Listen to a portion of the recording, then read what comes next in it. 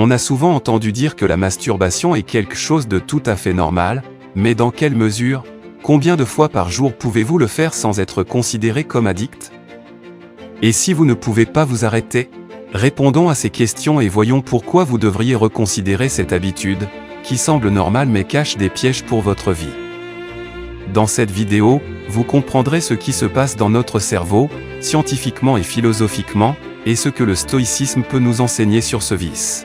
N'oubliez pas de vous abonner à notre chaîne et d'activer la cloche pour ne rien manquer.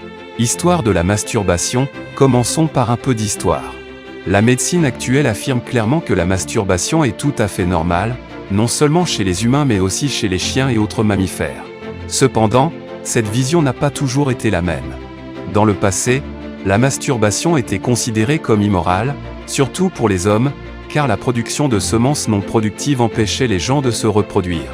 Pour les femmes, on croyait que la masturbation pouvait les éloigner des hommes en trouvant du plaisir par elles-mêmes.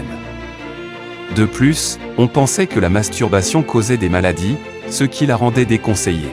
Le problème, l'Institut français de la santé et de la recherche médicale a conclu que le cerveau masculin désactive le désir sexuel après l'orgasme. Le cortex cérébral, la zone responsable de la pensée consciente, se met au repos une fois l'homme parvenu à l'apogée. Cela annule le désir de continuer les relations sexuelles et facilite le sommeil, ce qui explique pourquoi beaucoup d'hommes s'endorment après une activité sexuelle. Cependant, caché dans ce bénéfice se trouve un piège.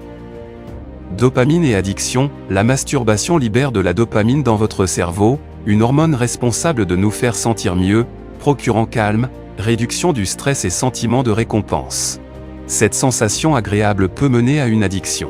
Le manuel diagnostique et statistique des troubles mentaux inclut le trouble de l'hypersexualité, classifiant la masturbation excessive sous le trouble obsessionnel compulsif.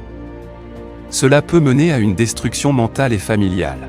En devenant addict, vous pouvez rechercher des formes de plaisir plus intenses, comme des relations avec des prostituées, des rapports sexuels avec plusieurs personnes, ou une consommation excessive de pornographie.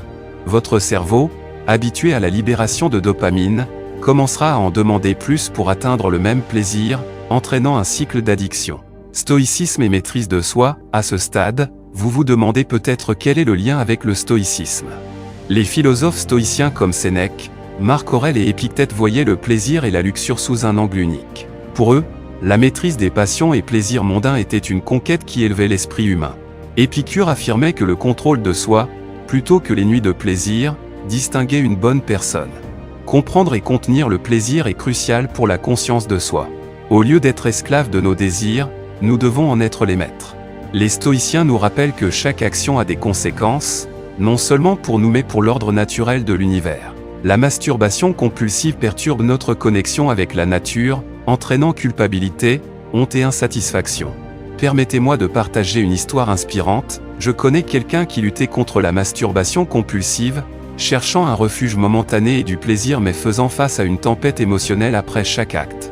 En s'immergeant dans les enseignements stoïciens et en pratiquant le contrôle de soi et l'autorégulation, cette personne a connu une transformation profonde.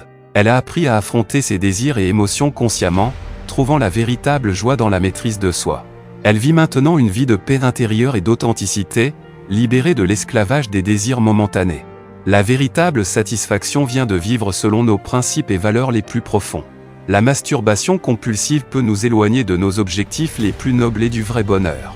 En pratiquant la méditation et la pleine conscience, nous pouvons promouvoir la sérénité mentale nécessaire pour résister aux tentations et affronter nos émotions de manière saine.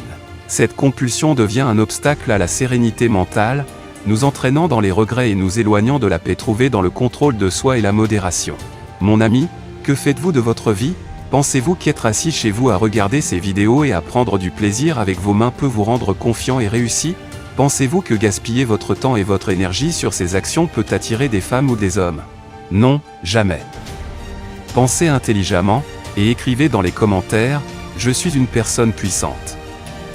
J'ai le contrôle de mon esprit. Je choisis de faire ce qui me motive.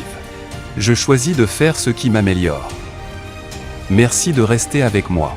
Aimez la vidéo et abonnez-vous pour plus de contenu.